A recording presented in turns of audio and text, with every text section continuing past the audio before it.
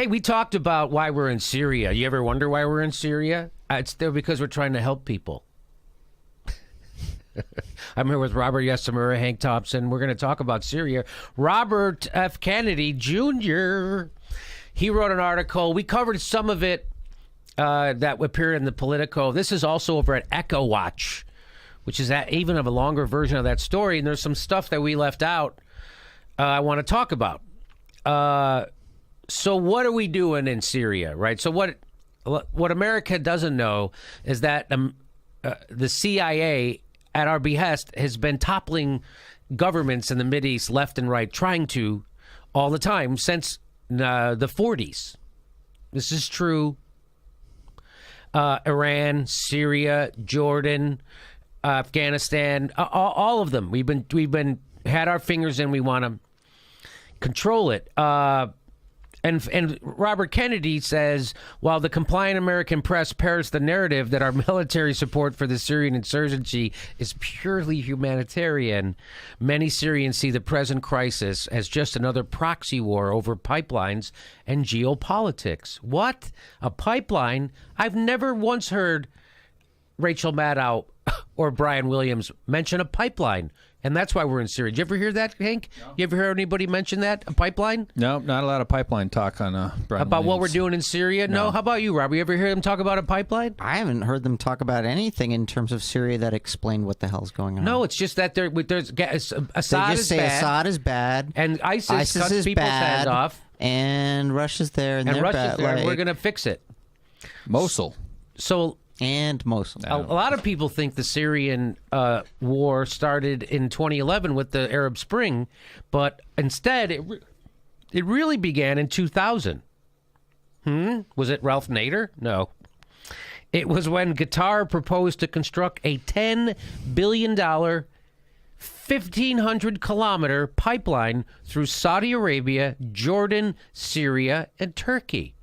So now this has been going on for not just since 2000. In fact, he points out that the Bruce Lovett report, which is from the 50s, pointed out that when the CIA keeps intervening, that this is antithetical to American values, and it has compromised America's international leadership and moral authority without the knowledge of the American people. So like when the CIA overthrew the Iran government, tried to overthrow the Syrian government, the people on the ground know this stuff, but we don't know it here in America. So they know that.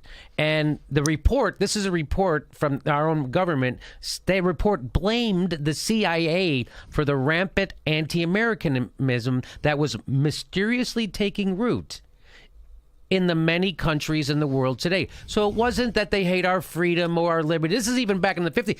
It was rampant anti-American was because of the CIA effing with other people's governments in the Middle East, all for war, and because they were afraid of Arab nationalism. Right? They saw that as fighting. We're going to fight Marxism, so we're going to fight Arab nationalism. And whenever an Arab country wanted to keep their own oil reserves for their own people, that meant we had to go stop that. Right? So here's the pipeline that he's talking about, by the way. So look at this.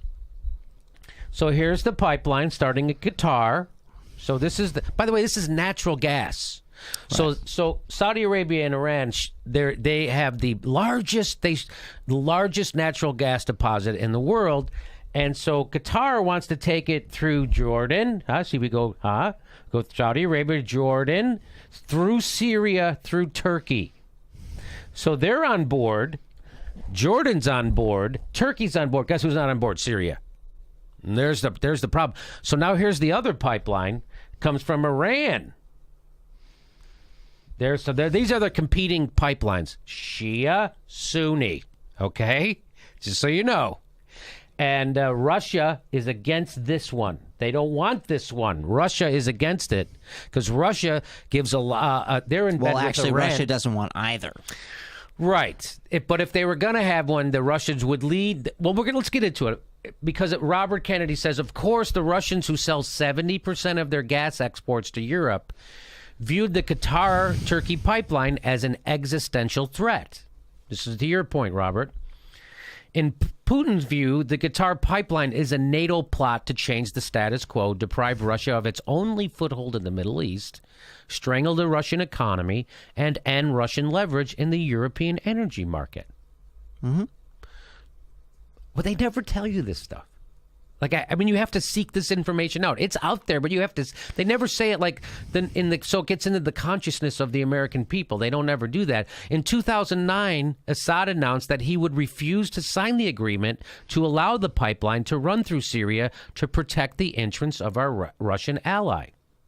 What happened then when he tells the United States and Saudi Arabia that I'm not going to let you have your pipeline? What do you think happened? Well, at that very moment that Assad rejected the pipeline, military and intelligence planners quickly arrived at a consensus that fomenting a Sunni uprising in Syria would be a good thing. At that very moment, they decided to, hey, let's overthrow this guy. According to Cy Hirsch, before the war started, Assad was moving to liberalize the country. Yeah, so they weren't going towards theocracy or fundamentalism. Syria was actually, again, the way Iran was before we messed it up, a secular democracy, right? So he was moving that way. According to him, he said they had internet and newspapers and ATM machines, and Assad wanted to move toward the West. After 9/11, get this, Robert, Assad gave thousands of invaluable files to the CIA on jihadist radicals, who he considered a mutual enemy. Who he still does. Yes, he does. We consider ISIS an enemy. So does Assad. Except we consider Assad an enemy, too. I say bomb them both, which is what we're doing. All right, ready? On September 4th, get this. Get this, Robert. On September 4th, 2013, Secretary of State John Kerry told a congressional hearing that the Sunni kingdoms, meaning like Saudi Arabia, Qatar, had offered to foot the bill for a U.S. invasion of Syria to oust Assad. This is in 2013. Kerry told a congressional hearing. I never heard this reported. Did you hear this reported? He said, in fact, some of them, this is according to Kerry, in fact, some of them had said that if some of them, meaning the Arab states, the Sunni Arab states, meaning Qatar, Saudi Arabia, some of them had said that if the United States is prepared to go do the whole thing, the way we've done it previously in other places, Iraq, they'll carry the cost. Color me not shocked. So that's what this is all. This is all about oil, a pipeline. This isn't about John Kerry pretending to be upset that they're bombing hospitals or using chemical weapons, and that's why we got to go in there. It's all about oil. And Saudi Arabia using the American dollar as their oil-based price, right? And we don't have the dollar's no longer backed by gold. It's backed by Saudi Arabian oil. Yes. So Kerry reiterated to that offer that the Saudis and the Qatar, the Sunni Arab states had made to Representative Ileana Ros-Lehtinen, if that's how you say her name, quote, with respect to the Arab countries offering to bear the cost of an American invasion to topple Assad, the answer is profoundly yes, they have. The offer is on the table. That's what Kerry told somebody. John Kerry, Secretary of State.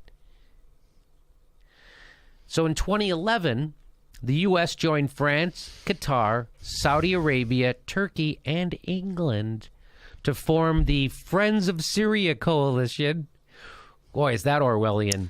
That's a really creepy sounding thing, man. That sounds like the worst sewing circle ever.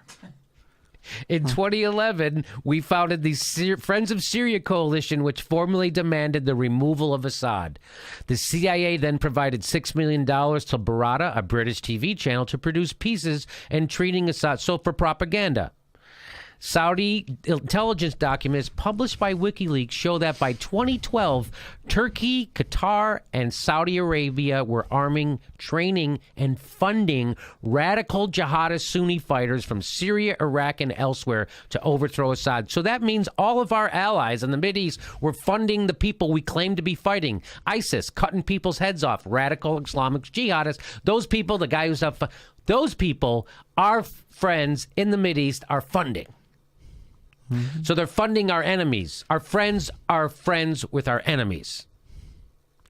The idea of fomenting a Sunni-Shia civil war to weaken the Syrian and Iranian regimes so as to maintain control of the region's petrochemical supplies was not a novel notion in the Pentagon lexicon. Really? This wasn't the first time they'd thought of it? No, in fact, a damning 2008 Pentagon funded RAND report proposed a precise blueprint for what was about to happen. The report observes that control of the Persian Gulf oil and gas deposits will remain, for the U.S., a strategic priority that will interact strongly with that of prosecuting the long war. Ugh. In 2008, they said this. The long war. The long war to overthrow the uncooperative Bashar Assad was a feasible path to achieving the shared objective of completing the Qatar-Turkey gas link. So there's more to this. We'll cover it tomorrow. There's a lot more to this. We've covered some yesterday, covering this today. And by the way, let me just say, so I'm more moderate than you are. I'm not conspiracy-minded. None of this I don't believe. I believe every single thing about this. And I'll tell you why. Because it's been American foreign policy since 1940. Yeah, since the World War, to do this. Like, to do things like this. Nothing about this surprise. Matter of fact, this actually makes more sense as an explanation for most of what's been going on in the Middle East over the last 10 years than anything I've ever heard. I don't doubt any of this for a second. This is, of course, what's going on. No, it's freedom. They want democracy. They hate us for our freedom. They hate us because we have fun sports games. All right, They hate us because we have Coca-Cola. Yeah, 3 flavors of Pepsi. That's what it's all about. And this doesn't undercut or change the fact, like, you know, Assad's pretty shitty guy. Yeah, it doesn't change. Iran's pretty shitty state. Because they're a theocracy, because we made it that way. Right. Like, it doesn't change those things, but it shows, like, yeah, because we're contributing to it. We are making things worse. Yes. We have made, you know, and there have been many, many turning points in the modern Middle East in which they could have just started developing on their own. And they were. We have fucked it up. Well, Iran was a they had an elected democracy. First democracy, and Mossadegh is how you say it.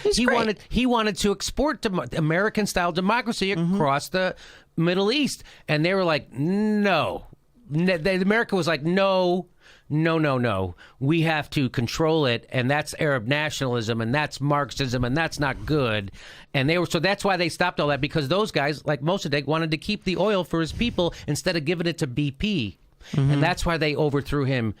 And then that's when they installed the Shah of Iran as the American puppet, who then used horrible right-wing strongman tactics against his own people for 20 years. And that led us to get the Ayatollah Khomeini, which we have now, which has been a blight on America for the last 35 years or 40 years. So that's what happened. Every time we do something, it blows up in our face. Hey, we're going to go fix Iraq. Look what happened. The exact opposite of what we wanted to have happen happened. We empowered Iran in the Middle East. And so what are we doing in Syria right now? It's all about oil, and it's all about control of this, not oil, gas pipeline. It's all about control of that. So this is great. We're going to do more of it. Don't ever believe anything your government tells you about this. John Kerry is lying about this. Every time he goes on TV, he's lying about it. Barack Obama is lying about it. Hillary Clinton is lying about it. And no matter who talks about this in the government, they're lying. So whenever John Kerry comes out and says something, just don't believe it on its face.